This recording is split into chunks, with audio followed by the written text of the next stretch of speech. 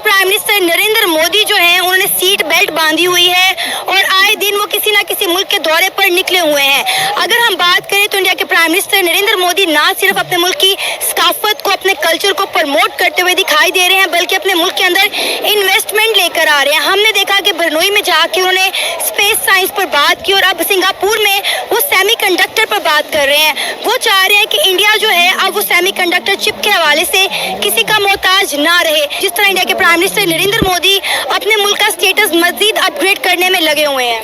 देखें, अगर मैं अनबाइस्ड होकर बात करूं तो डेफिनेटली नरेंद्र मोदी सिर्फ इसलिए वोट नहीं हासिल कर रहे to the Hindutva thing, he is delivering to the people. लोगों के पास बेंगलुरु जो आईटी हब बना, दैट वाज हिम। देन उसके बाद अब वो सेमीकंडक्टर चिप एप्पल का वहाँ पे बकायदा मैन्युफैक्चर हो रहा है। इसका रीज़न ये है कि जब तक आवाम को डिलीवर नहीं होगा आपको वोट नहीं मिलेंगे। वहाँ पे ये चीज़ थोड़ी है जो हमारे यहाँ धांधली के बाद चलते हैं। He is doing a great job. और सिंगापुर दौरे के दूसरे दिन प्रधानमंत्री लॉरेंस वोंग के साथ डेलीगेशन लेवल की वार्ता हुई है। भारत और सिंगापुर के बीच सेमीकंडक्टर को लेकर भी बड़ी डील हुई है। देखिए पूरी खबर। तस्वीरें सिंगापुर में सेमीकंडक्टर मैन्युफैक्चरिंग कंपनी की है। पीएम मोदी ने सिंगापुर के पीएम लॉरेंस वोंग के साथ सेमीकंडक्टर मैन्युफैक्चरिंग कंपनी का दौरा किया और सेमीकंडक्टर मैन्युफैक्चरिंग हब की बारीकियों को समझा। इससे पहले दोनों देशों के बीच कई समझौते हुए। सेमीकंडक्टर को लेकर सबसे बड़ी डील हुई तो इन समझौतों में digital technology, health and medicine, educational corporation and skill development शामिल है। Bharat Singapore semiconductor ecosystem partnership को लेकर भी एमओयू को साइन किया गया है। दोनों देश सेमीकंडक्टर क्लस्टर डेवलपमेंट और सेमीकंडक्टर डिजाइनिंग और मैन्युफैक्चरिंग पर फोकस करेंगे। इस वक्त सिंगापुर में ना सिर्फ उन्होंने जाके 4 MOUs, memorandum of understanding sign किए। सेमी कंडक्टर जो है इस वक्त दुनिया के 10% से ज्यादा सिंगापुर में बनते हैं और वो सेमी कंडक्टर बनाने के उन्होंने वहां पे कॉन्ट्रैक्ट साइन किए। उसके बाद कई सिग्निफिकेंट चीजें उन्होंने की हैं, खासकर इस्ताना जो वहां के प्राइम मिनिस्टर की रिहायश है उसको इस्ताना कहा जाता है। इस्ताना में उनका डिनर किया गया, बहुत लंबी चौड़ी उनको प्रोटोकॉल दिया गया, कॉम्प्रिहेंसिव स्ट्रेटेजिक पार्टनरशिप साइन की, कॉन्ट्रैक्ट। लॉरेंस वोंग आपको लगता है कि पाकिस्तान के प्राइम मिनिस्टर कभी किसी मुल्क में जाके इस तरह बातचीत या डीलिंग कर सकते हैं कि भाई आप आए और हमारे मुल्क में आके सेमीकंडक्टर की फैक्ट्रीज लगाएं? देखिए, बातचीत तो चल रही है, पहले भी चल रही थी, अभी जो भी रहे हैं, आई एम बीइंग अनबाइस्ड, जो लोग भी रहे हैं उन्होंने कोशिश की। लेकिन मामला ये है आपके यहाँ पर पॉलिसीज उसका कंसिस्टेंसी नहीं है। जब तक पॉलिसीज की कंसिस्टेंसी नहीं होगी, फॉर इंस्टेंस नून लीग आती है, वो 5 साल 10 साल मंसूबा लगाती है। पीपल्स पार्टी आती है, वो उसको खत्म करके अपने मंसूबे स्टार्ट करती है। खान साहब आए, उनके कुछ अपने टारगेट्स है, उस लिहाज से चले। जब तक आपकी पॉलिसीज आवाम के साथ नहीं होंगी, अपने मुल्क के साथ नहीं होंगी, जिस तरह मोदी की है, आप डिलीवर नहीं कर सकते, आप हासिल नहीं कर सकते वो मुकाम। आई रिमेंबर इट वाज शहीद मोहतरमा बेनज़ीर भुट्टो वो सेट के अब जो आगे, that was way back in the 90s, she said के आगे जो मामला है वहाँ पे आपको धमाकों से या फौजी ताकत से नहीं आपको मिलता एक मुकाम, आपको मुकाम मिलता है माशी ताकत से। मोदी ने अपने मुल्क को माशी ताकत बनाया है और वो उस तरीके से इज्जत ले रहा है। आपको यहाँ पे मतलब यह कि जो अपने दोस्त ममालिक है वो घास नहीं डालते। जय हिंद दोस्तों, पीएम मोदी के सिंगापुर दौरे पर पहुंचते ही पाकिस्तानियों की नींदें हराम हो गई हैं। सिंगापुर और भारत के बीच 4 बड़ी डील हुई है, जिनमें पीएम मोदी ने सेमीकंडक्टर बनाने वाली सिंगापुर की कंपनियों को ज़्यादा से ज़्यादा भारत में निवेश करने को कही है।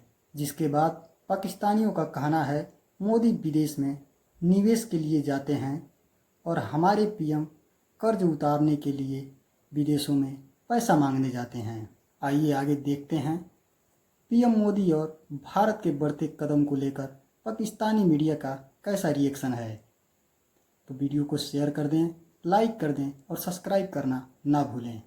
मोदी जी का बड़ा चर्चा है सर, वो सिंगापुर और ब्रुनाई दोनों जगह पे गए हैं और बहुत साथ ये भी कहा जा रहा है कि जो रशियन प्रेसिडेंट है उनको भी काफी उम्मीद है कि मोदी जी कोई रोल प्ले करेंगे यूक्रेन के साथ जो उनकी वॉर चल रही है उसको खत्म कराने में। क्या कहेंगे आप उनके विजिट्स को लेकर? आरज़ू, मैं 2-4 चीजें डिस्कस करूंगा। वो बातें कुछ इस तरीके से हैं कि दर हकीकत मैंने बताया था कि अमेरिका की वीक फॉरेन पॉलिसी की वजह से जो 2 नए ग्रुप बन रहे हैं उनका बड़ा इस वक्त प्रेशर है। चाइना का भी और भारत भी है, रशिया भी है और इस खित्ते के अंदर क्या क्या चीजें हो रही है, मैं थोड़ा थोड़ा सारी चीजों को टच करूंगा, फिर कंक्लूड करते हैं।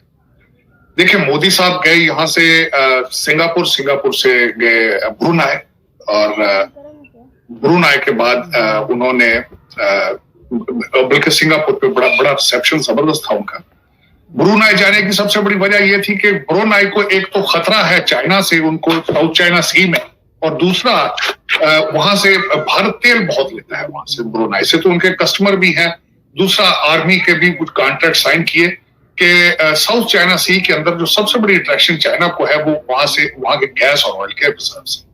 और यहाँ पे ये भी बताना चाहूंगा, 5 मुल्कों की वहां पे क्लेम है, जिसमें फिलीपीन भी शामिल है, जिसके अंदर दूसरे कई ममालिक है, मलेशिया है, ब्रुनाई है, लेकिन चाइना ये कहता है कि ये सारा खित्ता सिर्फ हमारा है। उसके बाद सिंगापुर गए और वहां पे मोदी साहब 2 चीजें जो खासकर मैं समझता हूं जो पहले किसी प्रेसिडेंट ने नहीं की, जो हमेशा करते हैं, एक तो भारतीय डायस्पोरा को तवज्जो देते हैं, दूसरा जो भारतीय इन्वेस्टर हैं उनको वो हमेशा प्रमोट करते हैं उस कंट्री के अंदर जाके। इस वक्त सिंगापुर में ना सिर्फ उन्होंने जाके 4 MOUs, memorandum of understanding sign किए, सेमी कंडक्टर जो है इस वक्त दुनिया के 10% से ज्यादा सिंगापुर में बनते हैं, और वो सेमी कंडक्टर बनाने के उन्होंने वहां पे कॉन्ट्रैक्ट साइन किए। उसके बाद कई सिग्निफिकेंट चीजें उन्होंने की है, खासकर इस्ताना जो वहां के प्राइम मिनिस्टर की रिहायश है उसको इस्ताना कहा जाता है, इस्ताना में उनका डिनर किया गया, बहुत लंबी चौड़ी उनको प्रोटोकॉल दिया गया, कम्प्रीहेंसिव स्ट्रेटेजिक पार्टनरशिप साइन की, कॉन्ट्रैक्ट। लॉरेंस वॉन्ग है जो वहां के वजीर आज़म है, उन्होंने बड़ा जबरदस्त रिसेप्शन दिया मोदी साहब को। मोदी साहब जब गए वहां पे ढोल बजा रहे थे, मोदी साहब ने खुद ढोल भी वहां बजाया। तो देखिए अल्टीमेटली 2 चीजें हैं, जिस तरह मोदी साहब अपने डायस्पोरा को प्रमोट करते हैं, अपनी करेंसी को प्रमोट करते हैं, अपने फाइनेंशियल सिस्टम को प्रमोट करते हैं, UPI को, और उसके बाद अपने जो इन्वेस्टर्स हैं जो भारतीय जिनको उस कंट्री के अंदर, डॉक्टर जयशंकर साहब ने भी कई मेमोरेंडम ऑफ अंडरस्टैंडिंग साइन किए।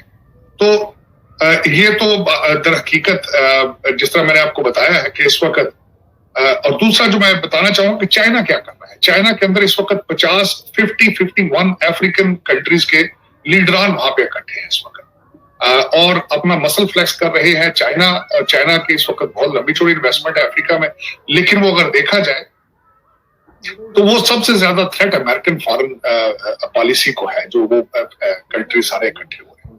अमेरिका बिल्कुल इस चीज पर तवज्जो नहीं दे रहा। ब्रिक्स भी एक्सपेंड कर रहा है, ब्रिक्स के जो नए मेंबर हैं वो ईरान से तेल लेंगे, अपना फाइनेंशियल सिस्टम उन्होंने बना लिया है। दूसरा, जो prime minister of China is going to Pakistan.